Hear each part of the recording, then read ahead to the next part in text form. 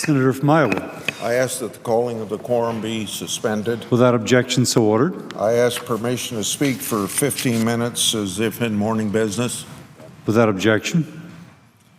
This body was last in session during Sunshine Week, but the principle of government transparency is one that does not expire. So I'd like to take a few minutes now to reiterate my support for that timeless principle of government transparency. Open government is good government, and Americans have a right to a government that is accountable to the people. In 1978, following the lessons learned from the Watergate scandal, the Congress created inspectors generals, or IGs we call them, to be the eyes and ears within the executive branch. These independent watchdogs are designed to keep Congress and the public informed about waste, fraud, and abuse within our government. But they also help agency leaders identify problems and inefficiencies that they may not be aware of. So IGs are critical to good governance and to the rule of law. But in order for these watchdogs to do their job, IGs need access to agency records.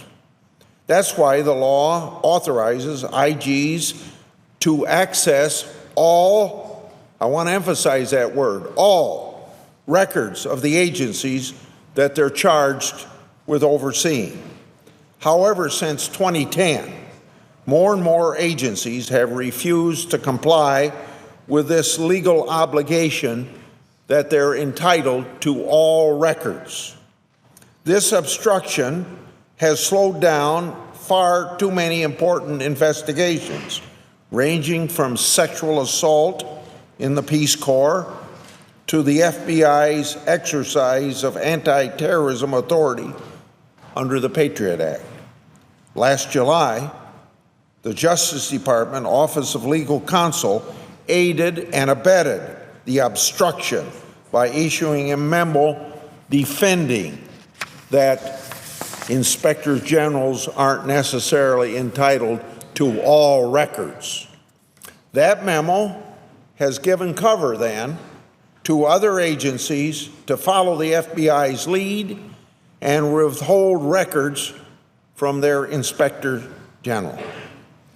According to the Office of Legal Counsel's 66-page opinion, Congress really didn't mean to give IGs access to all records, even though that is literally what we spelled out in that law. Now think about that for a second.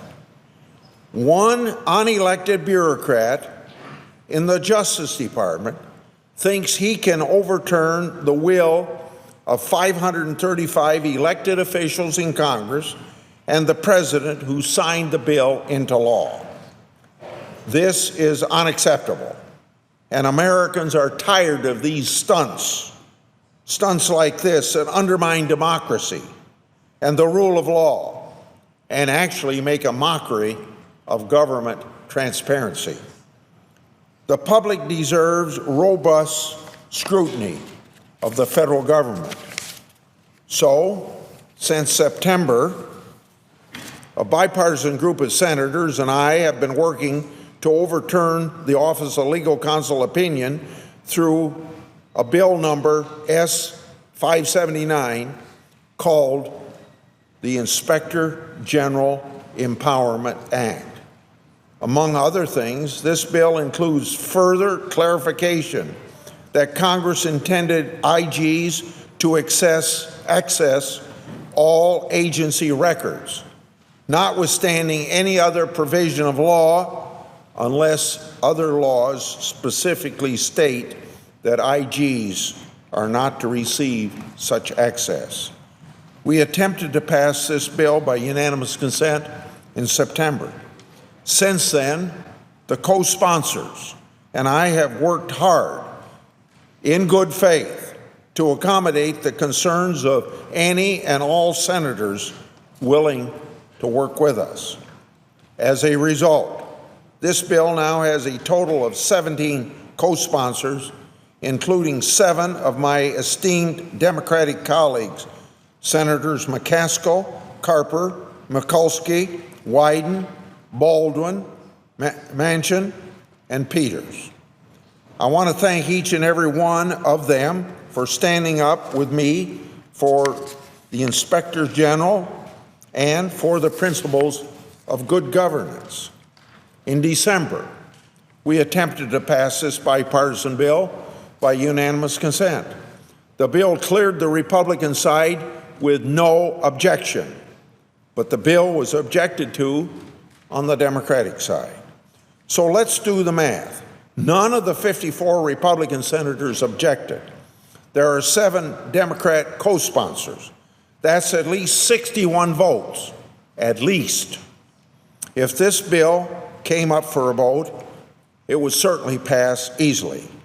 It was developed hand in hand over many months with both Democrat and Republicans in the House of Representatives, which is ready to move an identical bill as soon as we act here in the United States Senate.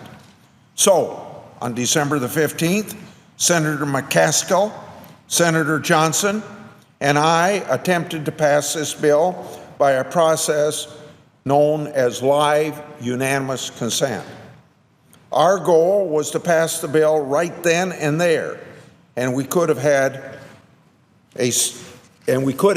if a senator had not objected. However, the minority leader, Senator Reid, stood up and objected.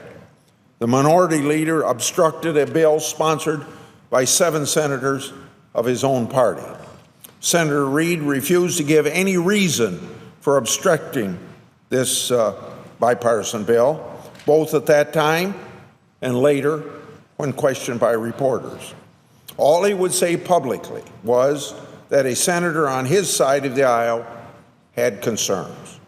Apparently, Senator Reid is now telling the press that his concerns relate to provisions of the bill that give IGs the power to subpoena testimony from former federal employees.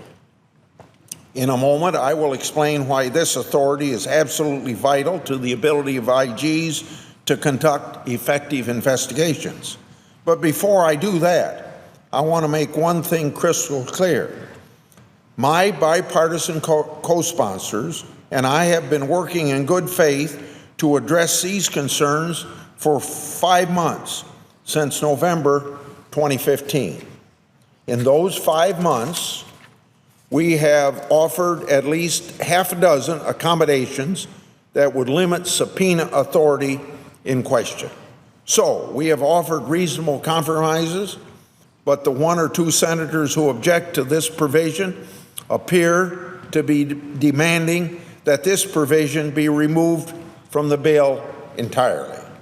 So let me tell you why we cannot do that. When employees of the U.S. government are accused of wrongdoing or misconduct, IG should be able to conduct a full and thorough investigation of those allegations. Getting to the bottom of these allegations is necessary to restoring public trust. Unfortunately, employees who have violated that trust are often allowed to evade the Inspector General's inquiry by simply retiring from their job with the federal government. So, the bill empowers inspectors general to obtain testimony from employees who have retired. Similarly, the bill helps IGs better expose waste, fraud, and abuse by those who receive federal funds. It enables the Inspector General to require testimony from government contractors, subcontractors, grantees, and subgrantees. Currently, most IGs can subpoena documents from the entities from outside their agency. However, most cannot subpoena testimony, although a few can. I'd give you some examples. The Inspector General for the Department of Defense and the Department of Health and Human Services already have this authority. The ability to require witnesses outside the agency to talk to the IG can be critical in carrying out an Inspector General's statutory duties and recovering wasted federal funds. But, Mr. President, I want to be clear. The bill also imposes limitations on the authority of IGs to require testimony. There are several procedure protections in place to ensure that this authority is exercised wisely. An example, the subpoena must first be approved by a majority of the designated panel of 3 other IGs. It is then referred to the Attorney General. For those IGs that can already subpoena witness testimony, I am not aware of any instance in which it has been misused. In fact, the Inspector General for the Department of Defense has established a policy that spells out additional procedures and safeguards to ensure that subjects of subpoenas are treated fairly.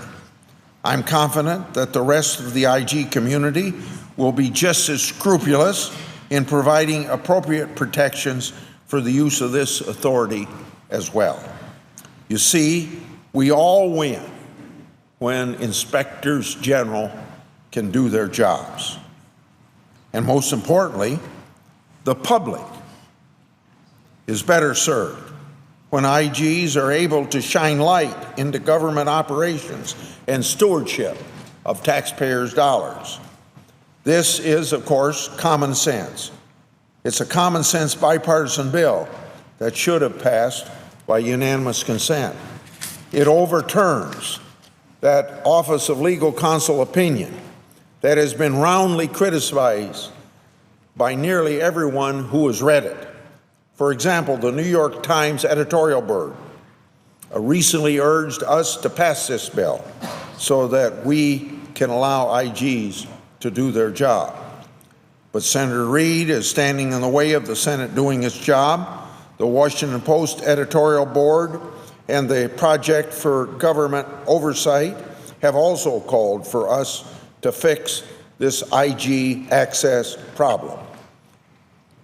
At a Judiciary Committee hearing in August, Senator Leahy said that this access problem is, quote, blocking what was once a free flow of information, end of quote.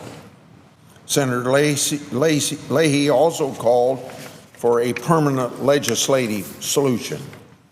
Even the Justice Department witness at that hearing disagreed with the results of the Office of Legal Counsel opinion and supported legislative action to solve the problem.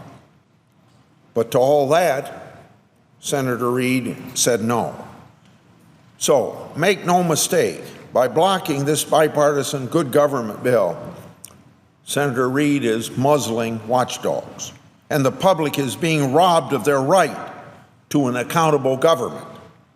What is it about independent Inspector General and the oversight that comes with the office that the minority leader is afraid of? Remember, the public is better served when IGs are able to shine light into the government operations and the stewardship of taxpayers' dollars. And the public is beginning to take notice of Senator Reid's obstruction. Just last week, the Las Vegas Review-Journal, which is the largest circulation daily newspaper in the minority leader's home state, published an article discussing this obstruction. So let me just take a moment to read a quote from that article. Quote, the United States Democratic leader Harry Reid of Nevada received a government watchdog group dubious honor for blocking a bill to back inspectors general in their battle against waste, fraud, and abuse and mismanagement, and refusing to provide a full explanation on why he did so, unquote. Then, just over this weekend, the editorial board of the same newspaper wrote an opinion piece entitled, quote, let the sun shine in, end of quote. Let me just read an excerpt from that article. Quote, because Senator Grassley's bill has attracted bipartisan support, and because Republicans and Democrats jointly have objected to efforts to thwart IGs from doing their jobs, we're confident that compromise is possible. We urge Senators Reid and Grassley to work together to pass this important legislation as quickly as possible, end of quote. As I mentioned earlier, the bipartisan group of co-sponsors and I have already offered half a dozen accommodations to address the concerns related to the subpoena authority provision. All of those offers are still on the table, and we stand ready to work with Senator Reid and the other senator to get this bill done and do it in a way that improves Inspector General access to both documents and witness testimony. Remember, the Inspector General Act was passed in 1978, following one of the worst political scandals in American history. Today, at least 61 senators, the Las Vegas Review Journal, the New York Times, the Washington Post, and good governance groups like the Project on Government Accountability and Citizens Against Government Waste all support restoring the intent of that act through S.579. This bill would redeem the free flow of information that Senator Leahy advocated in August. And every day that goes by without overturning that Office of Legal Counsel opinion is another day that watchdogs across the country can be stonewalled. I ask for 30 more seconds, Mr. President. Is there objection? Let me be clear then, in closing. Only one senator is publicly standing in the way of fixing this problem. Who's the obstructionist here? Who's not doing their jobs? We need to find a way to get this bill done, especially now. We need to focus on things that we can agree on. But when there is something with this much bipartisan support, it should be a no-brainer. One or two senators should not be allowed to stand in the way of good governance.